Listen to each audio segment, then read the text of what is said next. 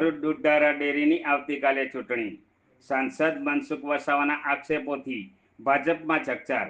ભરૂચ જિલ્લા સહકારી ક્ષેત્રે ઉથલ-પાથલ વચ્ચે દૂધધારા ડેરીની આવતીકાલે યોજાનારી ચૂંટણીને લઈ ભારે ગરમાવો છે. આ ચૂંટણી પૂર્વે જ ભાજપના વરિષ્ઠ નેતા અને સાંસદ મનસુખ વસાવાએ એવો બોમ્બ ફોડ્યો છે કે ભાજપના આંતરિક ગૃહ કલહ બહાર આવી ગયો છે. મનસુખ વસાવાએ ખુલ્લેઆમ કહ્યું છે કે ભરૂચમાં સહકારી માળખાનું શુદ્ધિકરણ જરૂરી છે, કારણ કે આ સંસ્થાઓ હવે પોતાના હેતુથી વિખેરાઈ રહી છે. તેમણે આક્ષેપ કર્યો કે ચૂંટણીમાં ધડાધડ ખરીદ ફોરજ ચાલી રહી છે અને જેની પાસે વધુ પૈસા હશે એ જ ચૂંટણી જીતશે. સાંસદનું આ નિવેદન સહકારી ક્ષેત્રમાં કાળા નાણાંના પ્રભાવ પર સીધી ઉગડી કરે છે. તેમણે વધુમાં ભાજપ પર તિરસ્કાર કરતા કહ્યું કે ઉમેદવારી જાહેર કરતી વખતે જિલ્લા સંકલન સમિતિને વિશ્વાસમાં લેવામાં આવી નથી, જેના કારણે અનેક જૂના વફાદાર કાર્યકર્તાઓની ઘોર અવગણના થઈ છે. વસાવાના આક્ષેપો ભાજપની અંદર ચાલતા વિવાદોને ખુલ્લેઆમ બાહ્ય કરે છે. અત્રે ઉલ્લેખનીય છે કે આવતીકાલે યોજાનારી ચૂંટણીમાં ભાજપના જ બે દિગ્ગજો આમને સામને છે. વાગરાના ધારાસભ્ય અરુણસિંહ રાણા અને વર્તમાન ચેરમેન ઘનશ્યામ પટેલની પેનલ વચ્ચે સીધી રાજકીય જંગ છે. ભાજપના જ બે પક્ષીય જૂથો વચ્ચે આ ડેરીની ચૂંટણી ઘનબળ અને પ્રભાવની લડાઈમાં ફેરવાઈ ગઈ છે. સાંસદ વસાવાના નિવેદનથી માત્ર સહકારી ચૂંટણી નહીં, પરંતુ ભાજપના આંતરિક મતભેદો પણ સપાટી પર આવી ગયા છે. હવે જોવાનું એ રહ્યું કે આવતીકાલે કઈ પેનલ બહુમતી મેળવે છે અને વસાવાના આક્ષેપો બાદ પક્ષની અંદર કઈ રાજકીય ઉથલ-પાથલ સર્જાય છે. આવતીકાલે ઇલેક્શન છે દૂધધારા ડેરીનું, આપને કેવું લાગી રહ્યું છે? આટલા બધા વિવાદ પછી આવી ગઈ છેલ્લે તારીખ.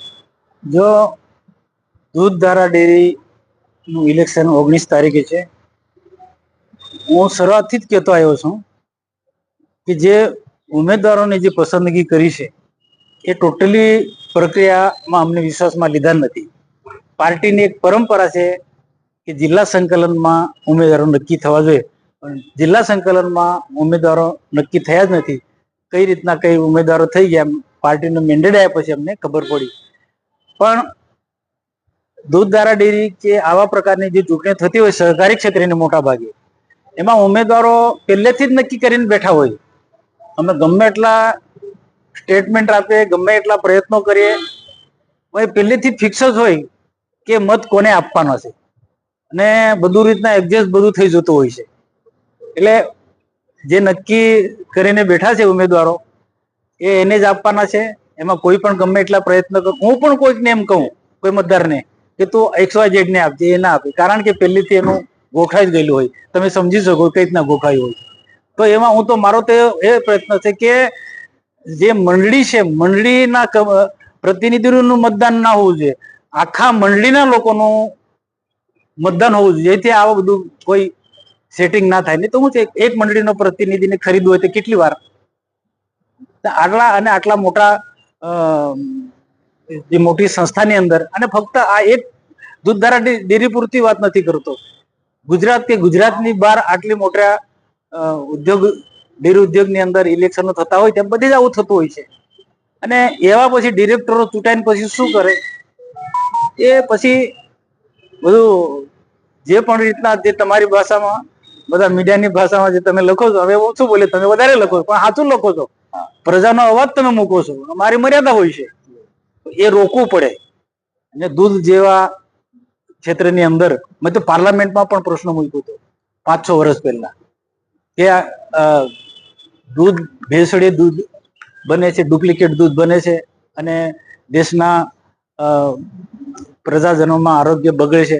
અને મારે વિશ્વાસ સાથે કહેવું પડે, દેશના પ્રધાનમંત્રી પહેલી વખત ત્યારે પ્રધાનમંત્રી બન્યા અને એક્શન લેવડાયું અને ઘણું બધું એને આવું જે 2 નંબરનું દૂધ બને છે, ડુપ્લિકેટ દૂધ બને છે, એ બધા કૌભાંડો પકડ્યા હતા. પણ એ થોડા ટાઈમ માટે નિરંતર ચાલુ છે, તો જ આજે શુદ્ધ દૂધ લોકોને મળે. અને બીજું કે જે લોકો, કેટલાક લોકો એવા પણ હોય છે કે એક ટીપું પણ દૂધ નથી આપતા, છતાં પણ એ ડેરીના પ્રતિનિધિ બનીને જવાના છે. પણ ખરેખર જે ખરેખર દૂધ આપતા હોય, અને જે કેટલીક મંડળીઓ એવી પણ છે કે દૂધ આપતી જ નથી, છતાં પણ રેકર્ડ પર બોલે છે કે આ મંડળી આટલું દૂધ આપે છે, આ બધું સુધરવું જોઈએ અને ખરેખર જે દૂધ આપતા હોય તેવા લોકોની મંડળી હોય છે જેમાંથી લોકોને રોજગારી મળે. દૂધ ઉત્પાદન ક્ષેત્ર એવું છે ને ખૂબ મોટા સંખ્યામાં લોકોને એને રોજગારી મળી શકે છે. તો એમાં થોડુંક જે પણ નાની મોટી જે ગરબડો જે છે એ સુધરે તો દૂધ ઉત્પાદનના ક્ષેત્રે દૂધ મંડળીઓ થકી ઘણા બધા લોકોને રોજગારી મળી શકે. ચૂંટણી તો છે બધું મેં કીધું તે પ્રકારે, એ જે ચૂંટાવાના છે જે નક્કી થયેલા છે એવા લોકો ચૂંટાવાના છે. એમાં ગમે તેટલો કોઈ મથામણ કરશે પણ આવનારા દિવસોમાં સુધારો થાય એટલા માટે બોલું છું. મનસુખભાઈ, ખાસ કરીને પાર્ટીનું શીર્ષ નેતૃત્વ કોની સાથે છે, કોની પડખે છે? એક બંને તરફ, એક તરફ ઘનશ્યામભાઈ છે અને બીજી તરફ ધારાસભ્ય છે. તો શું કહેશો, CR પાટીલનો જે મેન્ડેટ છે તે માન્ય ગણાશે કે પછી આ રીતે જે એકબીજાની ખેંચતાણ છે તે? જો મારા માટે તો બંને સહકારી ક્ષેત્રના લીડરો છે એ બંને સમાન છે, પણ ક્યાંક ને ક્યાંક પાર્ટીએ મેન્ડેટ આપવામાં જે ભૂલ કરી છે એના કારણે આ સ્થિતિનું નિર્માણ થયું. ફરી પણ કહું છું કે જિલ્લા સંકલન વિશ્વાસમાં નથી લીધો. જિલ્લા સંકલનમાં જિલ્લા પાર્ટીના પ્રમુખ હોય છે, ધારાસભ્ય હોય, સંસદ સભ્ય હોય અને શિસ્તબદ્ધ પાર્ટીની અંદર આ પ્રકારનો જે પ્રોસિજર થાય છે એમાં કોઈ વિવાદ થતા નથી. પણ એક કોઈકનું કોઈ ભૂલ થઈ છે મેન્ડેટ આપવામાં. આ સહકારી ક્ષેત્રમાં બી વોટ માટે ખરીદી થાય, પૈસા આપીને ચાલે એવું બધું આની અંદર? ભાઈ, સહકારી ક્ષેત્રમાં ખરેખર સહકારી ક્ષેત્ર એવું છે કે અનેક લોકોને આજે મેં દિશા મિટિંગમાં પ્રશ્ન લીધો કે ભરૂચ જિલ્લામાં સહકારી ક્ષેત્રને શુદ્ધિકરણ કરવું જોઈએ. અને સહકારી ક્ષેત્ર એવું છે કે દૂધ ઉત્પાદન ક્ષેત્ર હોય કે ઘણા બધા ક્ષેત્રમાં લોકોને રોજગારી આપી શકાય એવા ઘણા કામો કરી શકે અને આવનારા દિવસોમાં એ દિશા તરફ જવાના છે. સહકારી ક્ષેત્ર આપી કીધું તે પ્રકારે એ બધું છે. ખરીદ બધી નીતિ ચાલે જ છે. મનસુખભાઈ, આટલા વર્ષોનો તમારા અનુભવ પ્રમાણે તમને કઈ પેનલનો દબદબો લાગે છે જીતમાં? હવે એમાં શું છે, હવે જેની પાસે વધારે પૈસાઓ છે એ બહુ સાચી વાત છે, એ જીતવાના છે. અચ્છા, ને આપણા ગઈકાલે વડાપ્રધાનનો જન્મદિવસ હતો, સ્વચ્છતા અભિયાનનો ચાલુ કર્યું. હવે આમોદની અંદર જાતે કચરો નાખીને સ્વચ્છતા કરે કેટલું યોગ્ય કહેવાય અધિકારીઓ દ્વારા? જો ગઈકાલે દેશના પ્રધાનમંત્રી નરેન્દ્રભાઈ મોદી સાહેબનો જન્મદિવસ હતો. આપણે બધાએ જન્મદિવસને શુભેચ્છા સાહેબને પાઠવી અને દેશના પ્રધાનમંત્રી નરેન્દ્રભાઈ મોદીનો સ્પષ્ટ આગ્રહ છે કે સ્વચ્છતા પર તે ખૂબ ભાર મૂકે છે. આપણા ભરૂચ નગરપાલિકા કે આમોદ નગર કે અંકલેશ્વર નગરપાલિકા પૂરતું નહીં, આખા દેશમાં સ્વચ્છતા માટે તેમને બહુ સારી એમને જે ઝુંબેશ ચલાવી છે ને એની સારા એવા પરિણામ પણ જ્યારે મારે દુઃખ સાથે કહેવું પડે છે કે આમોદની જે ઘટના જોઈ અને આમોદના લોકો અમારા નગરપાલિકા 5 નગરપાલિકાની જે મિટિંગ હતી એ મિટિંગમાં પણ નથી આવ્યા. હું તો બહુ સ્પષ્ટ કહું છું, આ જવાબદારી છે ચૂંટાયેલા લોકોની. મિટિંગોમાં આવવું જોઈએ. એ મિટિંગમાં આવે તો શું એમને ખ્યાલ આવે.